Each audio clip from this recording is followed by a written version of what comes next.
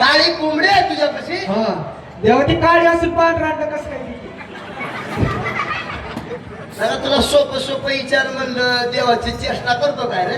चेष्टा नाही देवा मस्करी करतो तू. मस्करी करायला देव बदला भेटायच्या पोल्ट्रीत का मला वाटलं काय रे? नाही देवा सांगा की. सांगावं लागतंय. सांगावं. 3.5 मीटर कापड घे, घेतलं. 4 घड्या घाल, 86 लिंबू घे, 87 फोडे करा, 88 रंगवत गुलाल घे, सुत्रे घे, बांबू घे, लाल टाकशील टाक त्याचं गंडुडं बांध. बांधलं आणि कोंबडीच्या कुठं?